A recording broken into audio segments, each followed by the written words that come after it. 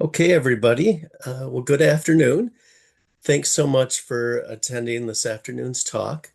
The talk title today is Human Resource Development at the University of Minnesota Twin Cities Department of Organizational Leadership, Policy and Development. My name is Mark Miazga. I work with University Survey and Assessment Services. I'll be moderating today. And our presenter today is Dr. Lauren Jones. Her abstract states artificial intelligence has moved into our daily lives more swiftly than we have had time to understand and reflect on. In this lecture and discussion, Dr. Jones will help us explore how AI impacts marginalized communities and what that may mean for other populations. Dr. Jones is an experienced administrator, scholar, and practitioner who currently serves as the Director of Diversity, Equity, and Inclusion at the University of Minnesota School of Public Health, where she has worked since 2017. She has over 15 years of experience in higher education roles across functional areas, including academic advising, international scholar support, and university housing. In her time at the University of Minnesota, Lauren has led a variety of operations, including policy development, climate assessment, and strategic planning and implementation. She holds degrees from Western Illinois University, Old Dominion University, and most recently earned a PhD at the University of Minnesota College of Education Human Development, focused on race, gender, and organizations. In recognition of her work at the University of Minnesota, Lauren was awarded the 2023 Josie R. Johnson Human Rights and Social Justice Award. Lauren has also partnered with universities, government agencies, and nonprofits to create more equitable and justice-oriented policies and practices. Through her consulting firm, Lauren is a native Chicagoan and currently lives in North Minneapolis with her husband and their two dogs. Please give a hearty welcome to Dr. Lauren Jones. Thank you, Mark. Appreciate you. And also thank you all to the office for inviting me and for everyone for attending. So I'm going to go ahead and work on this screen share. So we discussed this before you all got here, but if you have questions while I'm talking, you can go ahead and put those in the chat, and then the rest of the questions we can kind of discover and discuss a little later. So let's jump into it. Again, we're talking about Black women and artificial intelligence. So just to start, I want to explain my positionality as we start to talk. I use she, her pronouns, by the way. I am a critical scholar, which really means that I look at power and our relationships to power throughout different dimensions and paradigms. I look at Black feminism as one of my main frameworks. That's definitely how I wrote my dissertation, and that really focuses on unequal power relations and intersectionality.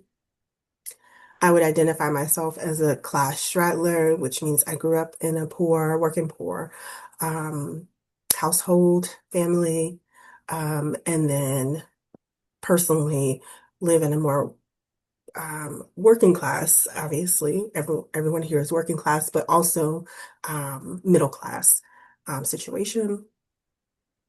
I'm a cis Black woman, multi-generational, which for me means that I have descended from folks who were enslaved across the South. I have chronic illness and chronic pain. And then my particular interest areas include higher education, DEI, human resource development, or HRD, and public health. Right. So this is a personal photo. I want to ground us a little bit and where I'm coming from.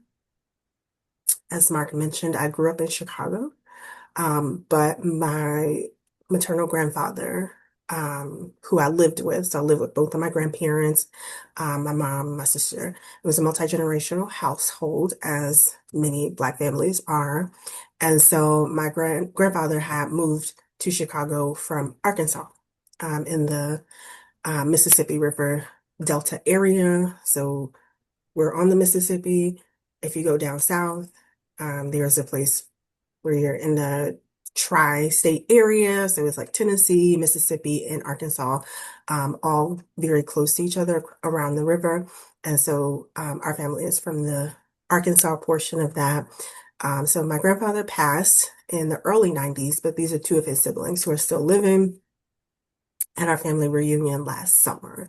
So this is my Uncle Rufus, and my Aunt Marguerite, and they still live where he came. Well, my Aunt Marguerite still lives on that farm where my family farmed and grew many sorts of things, including watermelon and cotton and lots of other vegetables, and are still growing vegetables and fruits on that land. And then my Uncle Rufus lives in Memphis, along with other family members. And I do this because Memphis and the Mississippi Delta area are heavily majority Black areas, and they are also deeply impacted by artificial intelligence data centers. And so we talk about data centers and the impact that they have on people. I want to make it real for you because these are some of the people that I think about, including younger cousins and other uncles and aunts who live in this area, who are breathing toxic air and who perhaps will struggle with getting fresh water. My aunt at her house, she cannot flush the toilet with paper products because there is no sewage system set up for that. So it's just an example and grounding of where I'm coming from. And I think of my granddad when I look at my uncle because he looks just like him and wears the same outfit for the past probably 50, 60 years. So what is human resource development? HRD, this is coming right off of the website, is an interdisciplinary field that combines insights from psychology, sociology, economics, and organizational development, and also education. So we explore the human element of how organizations run. So some of the things that you can study in HRD include training and development, organizational development, leadership development, and career development. So lots of my colleagues and myself are kind of across and into these fields across organizations, including like higher ed, K through 12, union work, all sorts of things. But ultimately developing the human potential of people within organizations. So this is my dissertation research. The central question that I was asking was, how do professional Black women who have lived in Minnesota describe and make sense of their lived experiences in the workplace and beyond? And then the sub question was, are there unique characteristics of or dynamics in Minnesota that impact their decision of whether they will remain here permanently? So what's it like living as a Black woman in Minnesota? And then how do you decide if you're going to stay or go?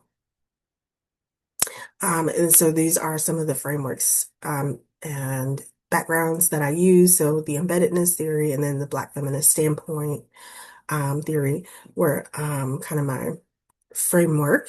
And then I used a hermeneutic or interpretive phenomenology. I still struggle with that. And that means it's meant to describe, it's used to describe, understand, and interpret participants' experiences. For those who are not academicians, it's a qualitative study methodology where we do interviews and try to get to the essence of a thing or a phenomenon. So I interviewed 17 women who had experience living in Minnesota, mostly in spring 2024. I did some in fall 2023 as well. These are some of the answers that I came up with that I wrote about in my chapters 4 and 5. So Black professional women experience isolation, misogynoir, and tokenism in Minnesota.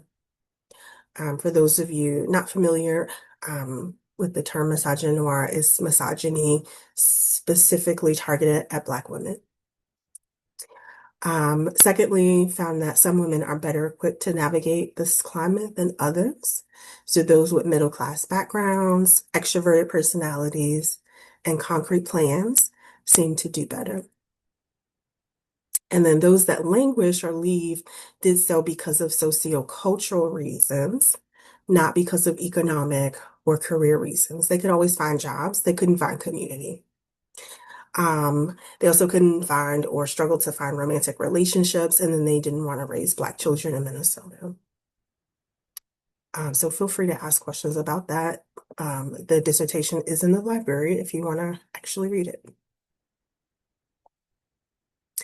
The implications of the research, a couple of things. It affirmed that the way that Black women experience a phenomenon um, helps us see how power works in an organization because Black women tend to be outsiders within organizations, particularly, white-centered and historically white middle-class organizations.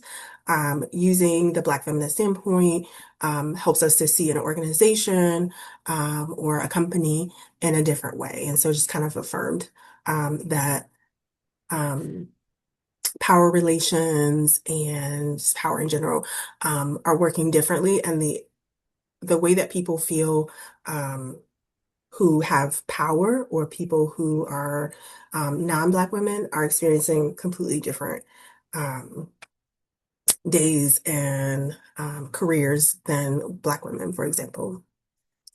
I don't feel like I'm explaining that well, but I think y'all got it. Um, the study also found that cultural alignment and substantive links are crucial for retention. So people need more than just a good job opportunity to stay, as we talked about. So, like, I need to find good friends. I need to feel like I have a good supervisor. So, more than just a job, you need other things to be in place in order for you to stay in one place. And finally, the framework of Black exceptionalism was particularly valuable as it underscored the distinct experiences and political realities of Black folks and challenged our tendency to conflict their experiences with those of other racialized groups. And so that Black exceptionalism essentially states that Black people, because of our history in this country and because of the way that we look, will have a very different experience in terms of assimilation. So other folks of color will have an easier time assimilating than Black people ever will. So that um, theory or framework really helped to ground this study as well. Again, happy to take questions if people have them. If not, we'll move on to the next stage. Not seeing any questions in the chat right now. Awesome.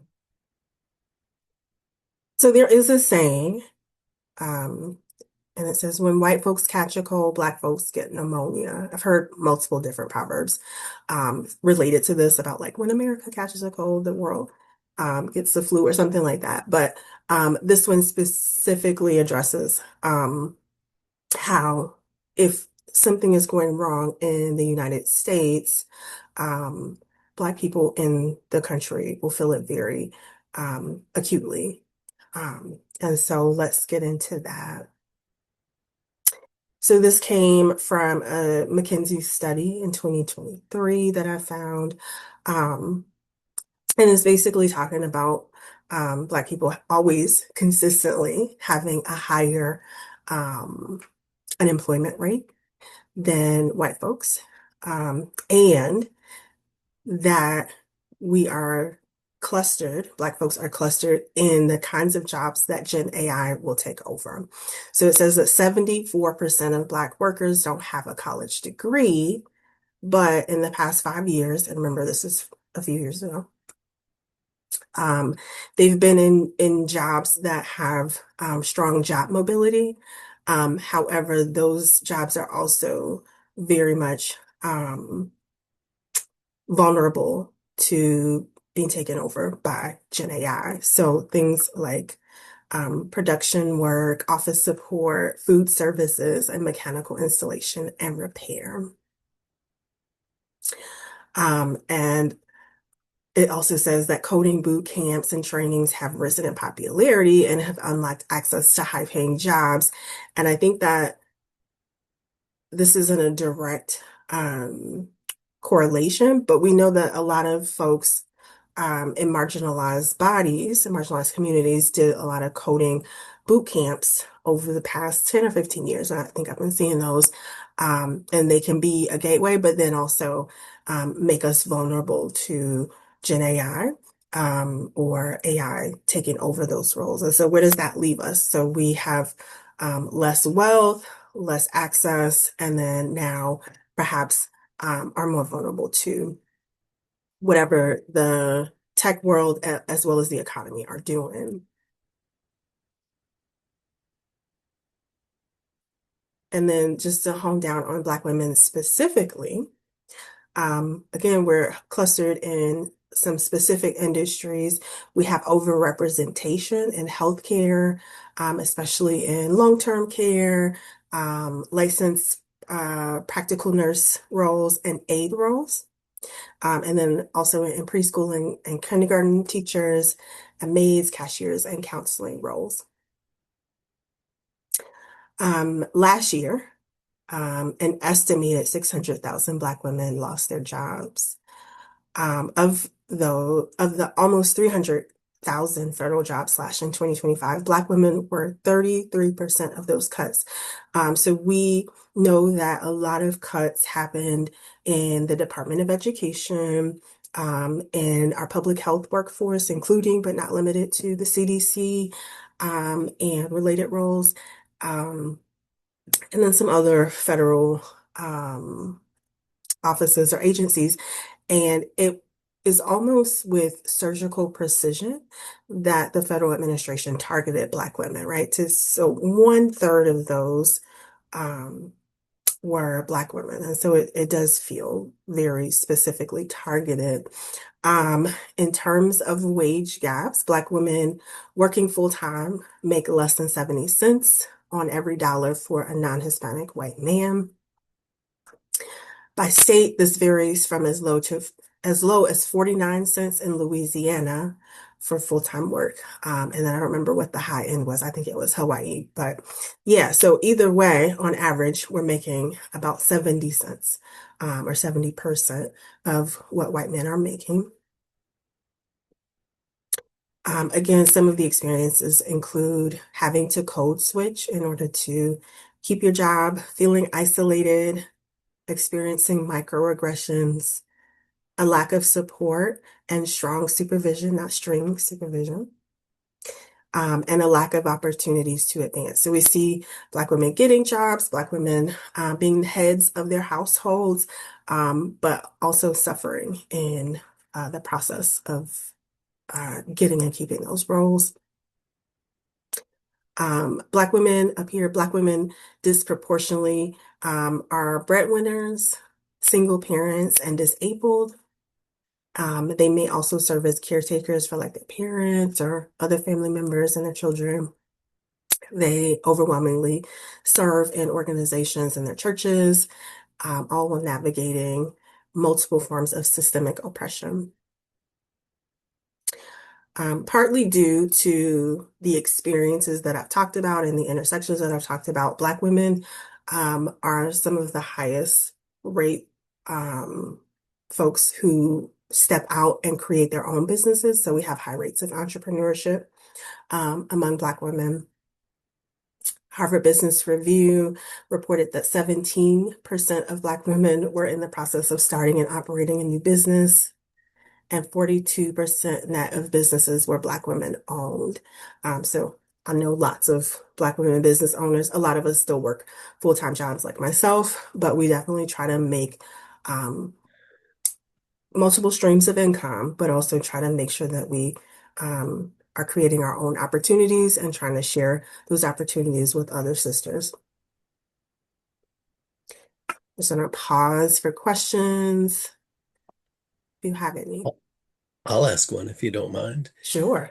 Can you talk a little bit more about those 2025 layoffs? I mean, in my experience, federal jobs are some of the best jobs out there. I mean, National Labor Studies, Census, are these all, as a general rule, good paying, good benefit jobs?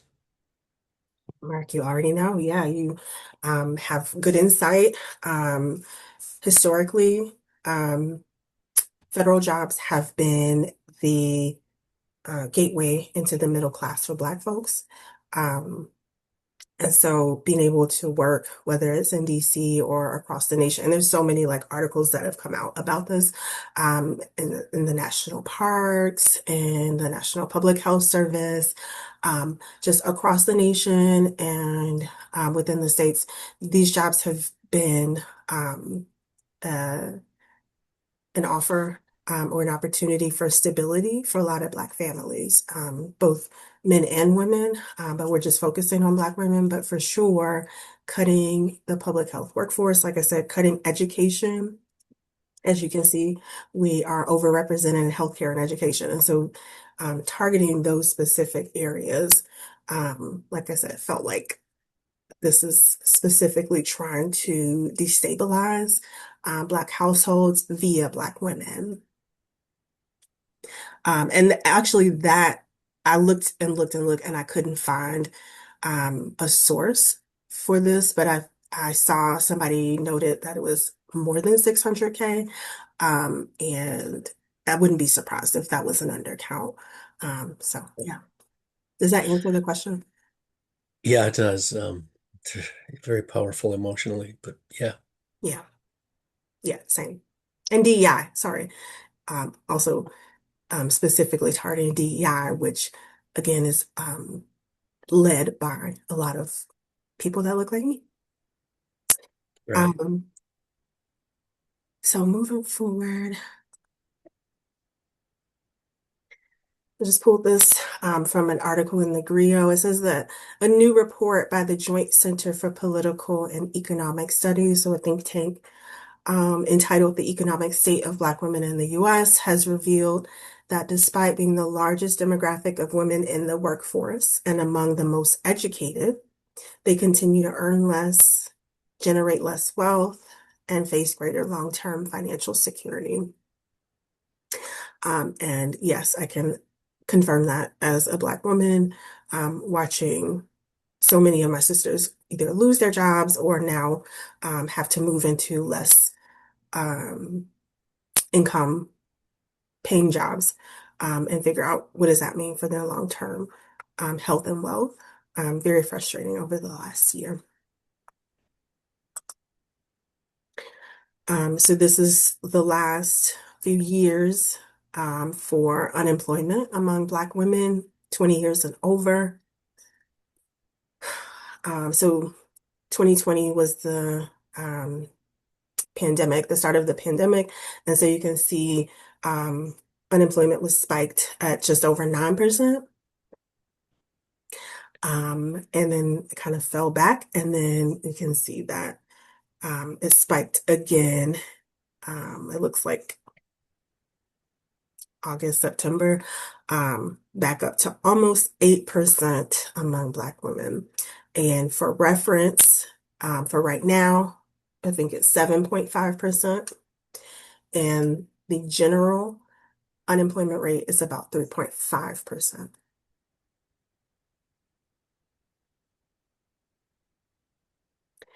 And so, sorry. I just pulled this last week as well. So it just says labor market disparities and economic impact for the first quarter of 2026. So you can see we continue to lose jobs, almost 300K this year. White men have gained a lot of those jobs. And then you can see white women have also gained. And then you see the unemployment rates, which I already mentioned. Average weeks of employment, significant, 14 weeks.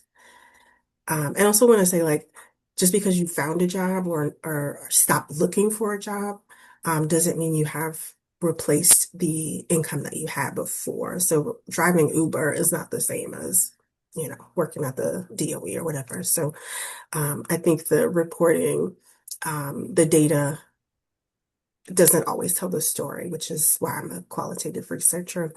And then the GDP contribution lost is over 37 billion for Black women. Okay, so let's talk about AI. So I want to give you this caveat that there's not a lot of AI articles out there, and just because of how fast things are moving, and also almost none on AI as it relates to Black women. It's just been a hard couple years in publishing. I don't know if you've tried to submit anything, it just takes forever. It took over a year for me to publish something last fall. So it's just sitting there and doing um, God knows what, the reviews and back and forth. And so I think across publishing, we're not keeping up with how quickly knowledge is being produced. But anyway, as of September 2025, about 27% of Black adults said they interacted with AI regularly. That's the lowest of racial ethnic groups.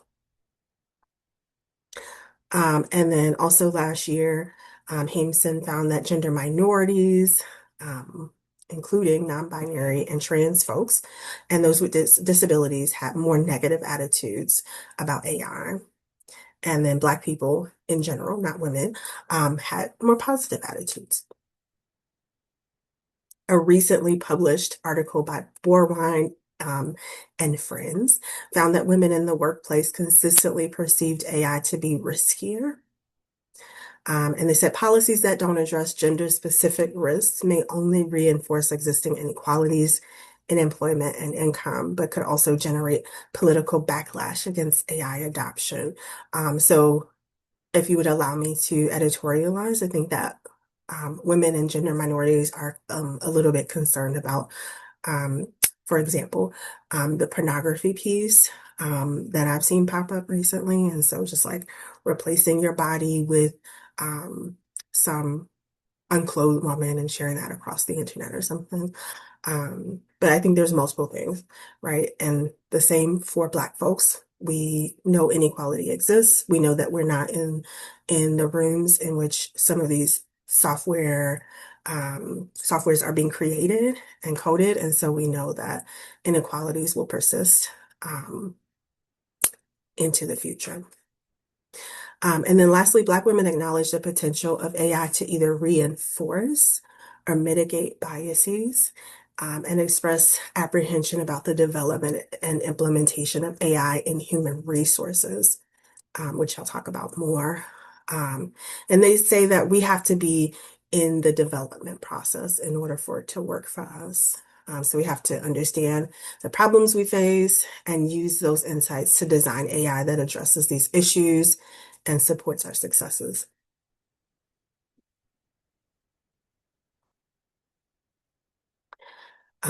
The top concerns that I've seen both across the research and across social media include privacy concerns, particularly in health and disability and other sensitive areas. So, for example, when you apply for a job, you usually say, I am this gender, this race, and I have a disability or don't have a disability. And so, what does that mean when you add AI into the process? Knowing that some of the larger AI companies have talked about um, vulnerabilities in their privacy practices. What does that mean for all the job applications that I'm filling out today? Who's going to get that information and how will it be used?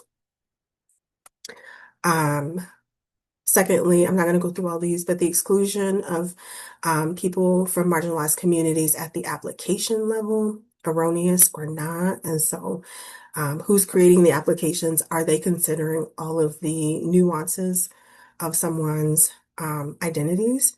And again, how is that information being used or not used? Ongoing theft of intellectual property. So I'm mostly talking about white collar jobs, but I just want to point out that even in creative spaces, we've seen AI start to creep into um, that area as well. If you're familiar with the artist named SZA, she's talked about AI and having to compete with AI artists now because some of them are like chart topping, and she feels like, hey, I'm actually like writing and singing and producing all of these songs, and now I'm competing with somebody who doesn't have the experience or the skill level that I have. And they're using data from my voice and other people's voices in writing to create that. The US has a long history of stealing or extracting from Black people's labor and capitalizing on it. Um, Elvis Presley being one example. Digital blackface is when people who are not Black use Black images or videos or create those images and videos. And usually they kind of perpetuate stereotypes or sometimes to infiltrate or push people one way or the other on political issues. And so I've seen a lot of that happening as well. Um, Environmental harm, lack of accountability structures, like who do you go talk to when you see your image being misused, um, and so on. Um, I would say there's a lot more study needed to really come up with good answers and good solutions. These are just a couple of examples that I thought about as I was going through the literature. So more study needed, dot, dot, dot, more study needed across the board. But how are Black women feeling about AI platforms and human resources, including creating resumes and cover letters, filling out applications, virtual interviews? I did see a study on that. How many Black women are breaking through the AI application portals to actually get face-to-face interviews? So that is a quantitative study that could be done. And then if disparities in Black employment and wealth will continue to lag after AI, I feel pretty confident that they will. I just don't know how AI will impact it one way or the other. So we'll see. I'll pause there. I think I saw like a question pop up or comment. Yeah, there is a comment from an anonymous attendee, and it reads, not a question, but more examples of AI affecting artists. All the AI photos replacing actual headshots with a photographer. I- I'm not quite sure I understand if they're asking for more examples or if that is an example. And uh, I don't know if whoever submitted that wants to elaborate a bit.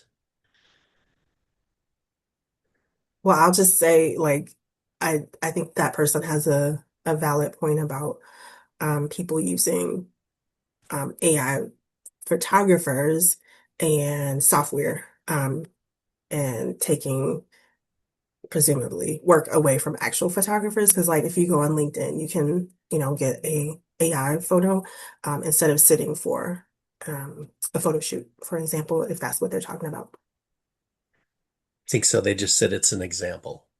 Okay, yeah. So Uh, yeah, I've seen that as well. And I don't have any data or anything to back that up, but I do see it all the time now.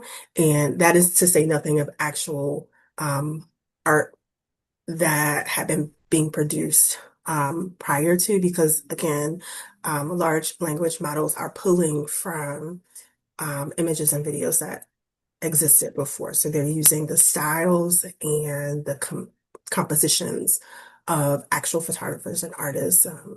Again, includes painting and other visual kinds of art, includes music. And yeah, again, extracting from and not paying credit to the original artists or the original scholars, right? We're seeing more and more AI based scholarship pop up into our journals or fake reference pages or fake citations. And so concerning, right? So we're going to wrap it up. So this is actually the citations that I used. I don't think I did it perfectly. I know I didn't use um, the right format, but this is most of the um, citations that I use. And then we can actually start chatting. 37 minutes. Good job, Lauren. That was great. I That thought I was might great. had too much, but yeah, so I would love to chat with you all. You can put questions into the chat and Mark and I will check them out. I see some folks I know from various initiatives on diversity, equity, and inclusion. So I'm hoping some of these folks chime in. I'll only name first names. I see Sarah and Amelius and Elena and some others. So this is your opportunity. Let's see. It looks like we might have a new one. Here we go. Anonymous attendee. How do we educate AI users to vet AI apps to prevent further harm? Mm. I think my question back would be like, what kind of harm? Um, but I'll generally say, I think one thing that we need to focus on, especially at the university level, is literacy across our software use, right? And critical thinking. Those are two of our main objectives, I would hope, in higher education, certainly for liberal arts education. And so if we're bringing students into the university and letting them graduate and go into the world and they don't know how to um, negotiate or interrogate knowledge or power or what they're seeing presented to them, I think we failed as educators.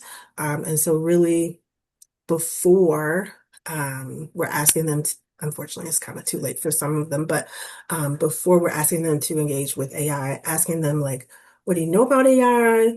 What are some concerns you have? What have you seen? How do we ensure that we're using it correctly? I think those conversations are really critical. I'm teaching a research course in the fall, and so that will be my approach. I haven't taught in a while, so this will be my first time since Gen AI. But yeah, we'll have those conversations. Like, what does this mean to you? What time, if any, is it saving you? Um, and what have you seen happen and what do we do about those? I think really engaging folks with the hard questions early on. It helps them think also, like we can't let them lead without learning to think critically. So Okay. All right, we have a second question. I think this is for you as well as possibly the community here. This is from Amelius White. I am curious about any examples of guidance about how work teams have developed guidelines for how AI will be used by team members.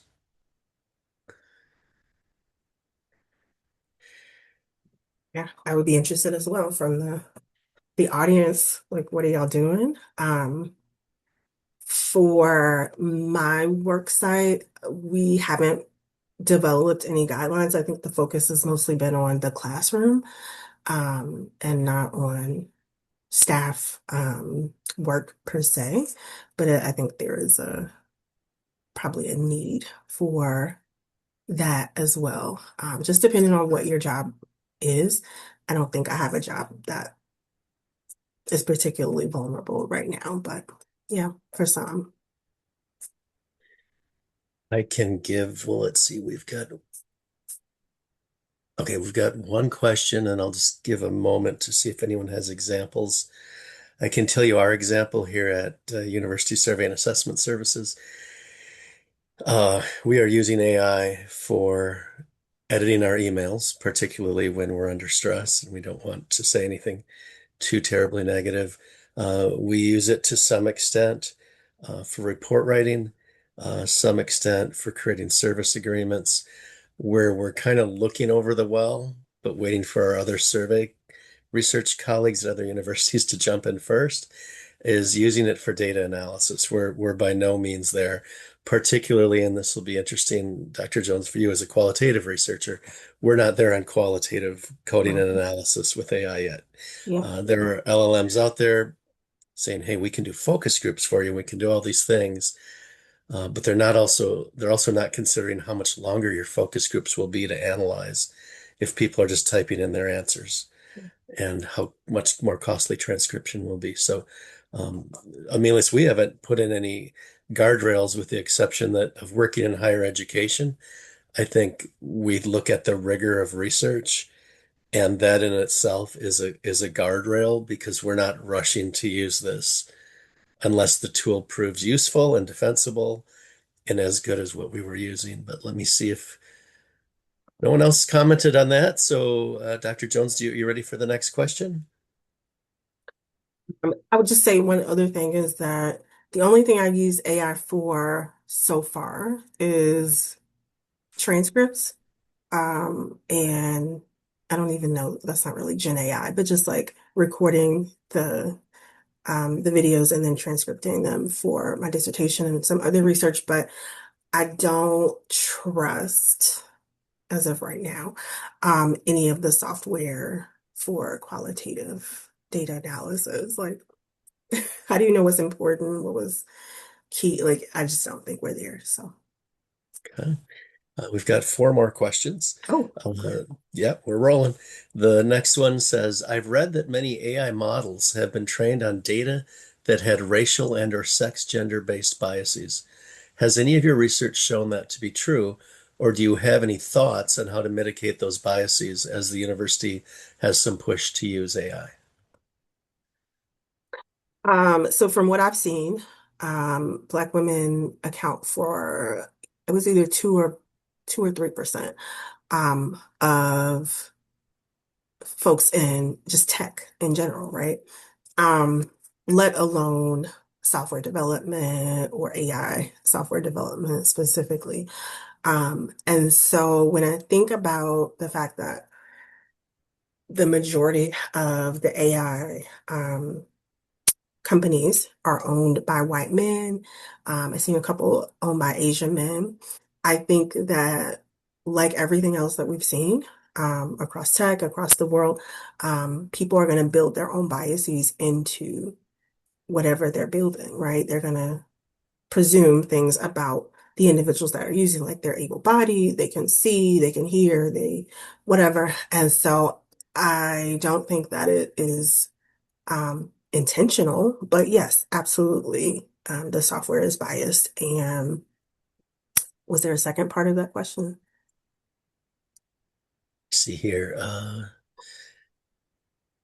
Do you have any thoughts on how to mitigate those biases as the university has some push to use AI?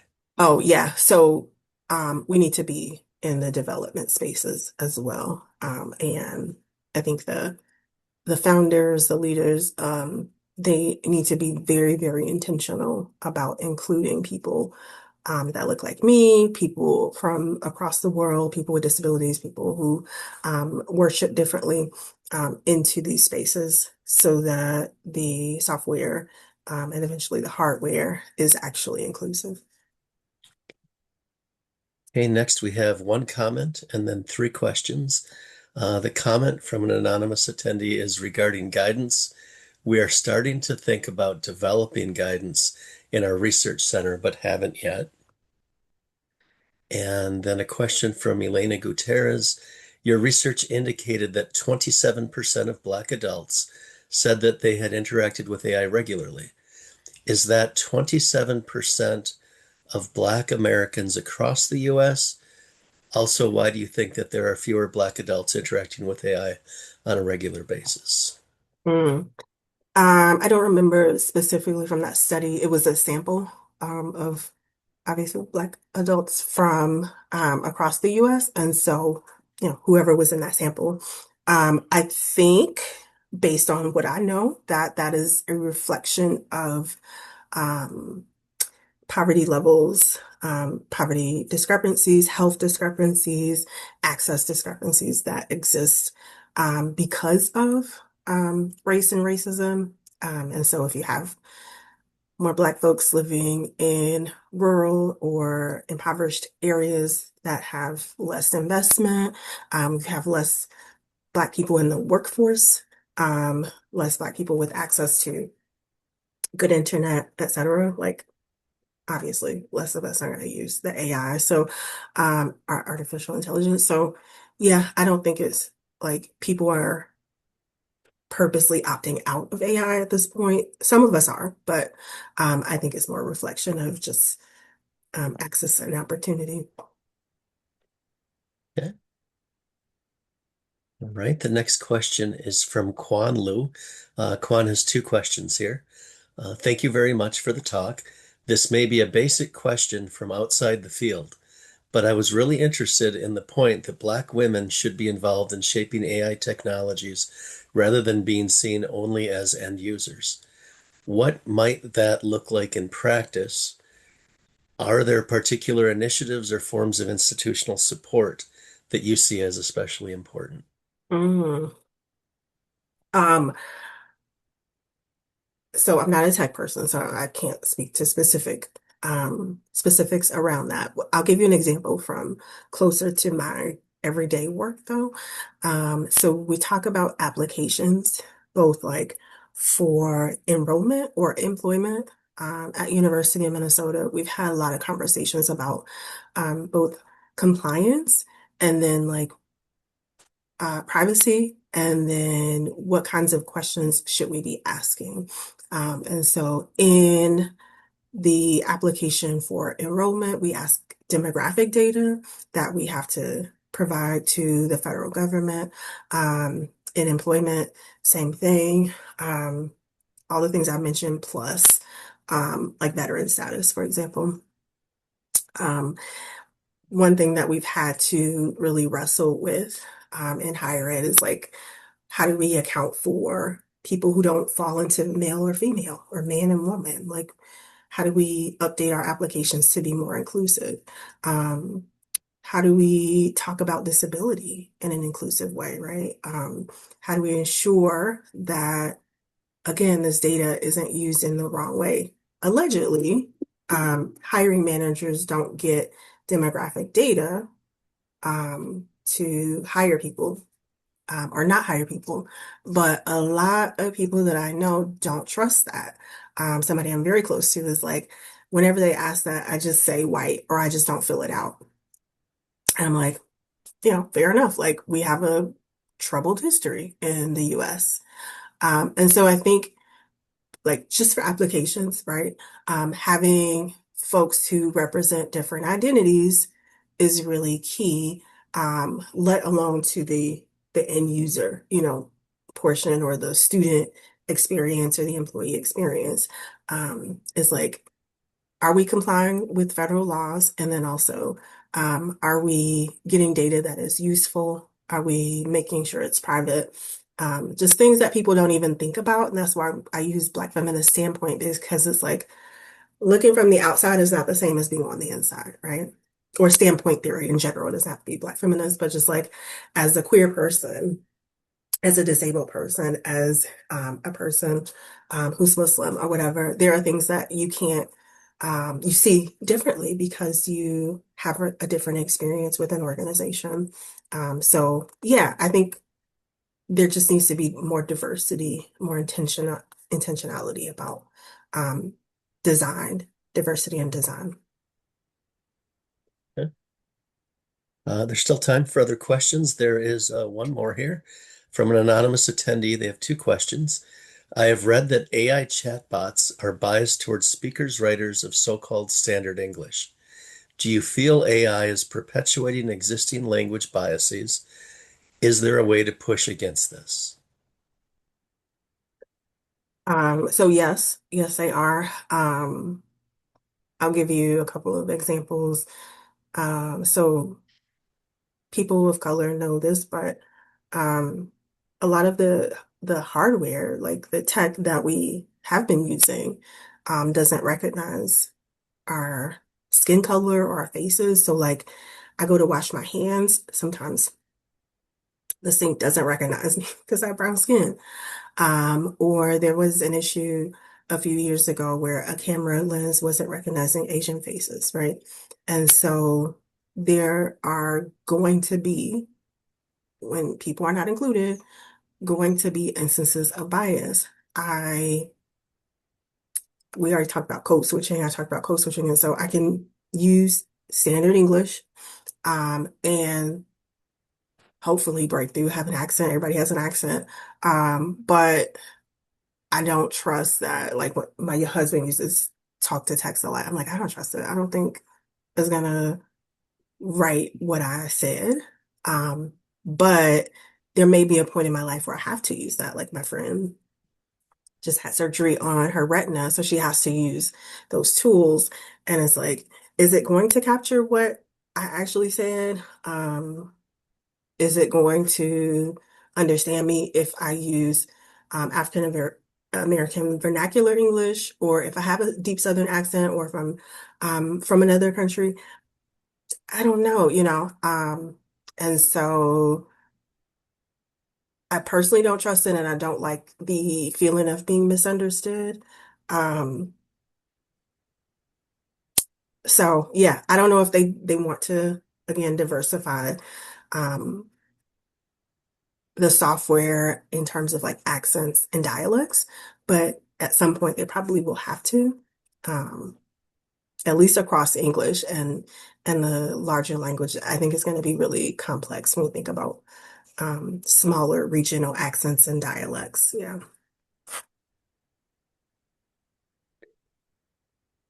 Okay, let's see here. We've gotten through all the questions and comments. We can hold it open here for another minute or so. Uh, See if anyone has any questions, comments, suggestions, links, resources that you think would help us out, other people in this community today.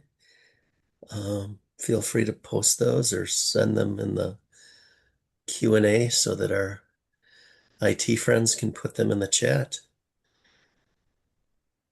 I'm just keeping my eyes and ears open here. And then I need to put my contact information, but I'll put that in the chat for you all. That was my last slide that I forgot to show. Um,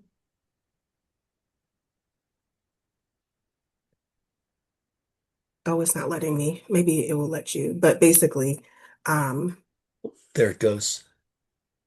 Oh, that that's went just for us. to, That's not to everybody, but my email is lljones@umn. I'm on LinkedIn, and then I'm on Substack as well. I talk about a lot of these things, including AI and power and um, race and racism, etc. hey, well, I think, well, let's just see, this eighth one might be your contact information. Yes, that's what it is. Oh, hold on. One more anonymous attendee. This is, I really enjoyed Joy Balamwini's book, Unmasking AI, for a researcher's personal story and perspectives on the research about bias in AI development. Um, Thank you. That's always important to share our contact information and resources so that we can grow our collective impact on these issues together. Um, any, oh, one more, there we go. There is your Lauren Jones on LinkedIn, Pink Parlance Substack. I think we've covered everything. Dr. Jones, do you have any last comments? I think where I am right now aligns with Dr. Tressie McMillan Cottom in terms of resisting what has been called the inevitability of AI. I'm really focused on environmental health, and which is public health, right?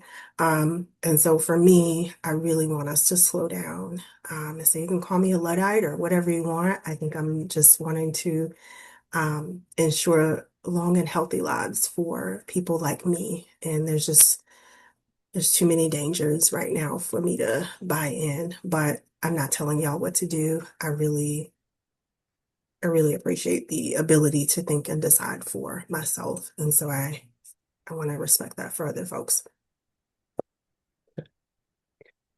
Well, on behalf of the Data Science Artificial Intelligence Group, thank you so much for the engagement today and the great lessons. I think we all learned some things. I'll certainly be have some new discussion points around the dinner table with my wife tonight. So thank you for that. And again, thank you for being a part of DSAI and coming to share your perspectives today.